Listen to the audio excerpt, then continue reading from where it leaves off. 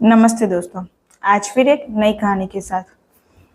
आजकल बहुत सारे मित्र होते हैं, लेकिन एक ऐसा मित्र होना चाहिए जिसे हम आधी रात को भी बुलाएं तो वो तैयार हो। एक ऐसे ही बाप बेटे की कहानी है।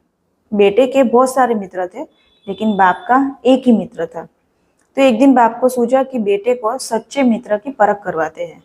बाप ने कहा, तुम्हारे तो इतने सारे मित्र हैं, तुम बताओ तुम्हारा सच्चा दोस्त कौन सा है। तो उसने किसी एक का नाम ले लिया। तो कि ठीक है, हम उसकी परीक्षा करते हैं। तो बेटे ने कहा ठीक है। अब रात को 2 बजे वो उनके घर गए, आवाज लगाई।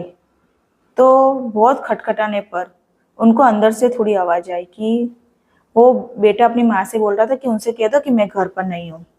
अब ये आवाज उनके कान तक पहुंच गई तो उनको बहुत बुरा लगा। अब बाप ने कहा चलो मेरे मित्र के वहां जाते हैं। अब वो अपने मित्र के वहां आवाज लगाने लगे। तो उनके मित्र ने कहा बस 2 मिनट रुक, मैं आता हूँ। अब वो फटाफट आया। उनका मित्र, एक हाथ में रुपयों की थैली थी, एक हाथ में डंडा था। तो कि ये क्या है। तो कि रात को 2 बजे अगर मेरा मित्र मुझे बुला रहा है तो वो कोई तकलीफ में है। कहा तो उसे पैसों की तकलीफ है, कहा तो किसी से लड़ाई हो गई है। अगर पैसे चाहिए तो ये थैली ले जाओ, और अगर लड़ाई हुई है तो चलो मैं तुम्हारे साथ आता हूँ। तो ये सुन के वो जो बाप था उनके आंख में आंसू आ गए।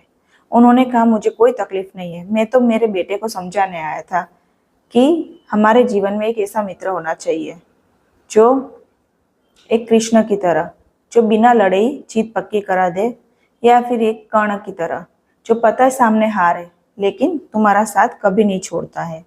अगर ये कहानी अच्छी लगे तो प्लीज़ लाइक एंड सब्सक्राइब कीजिए, और आपके कमेंट्स भी ऑलवेज वेलकम है। Thank you.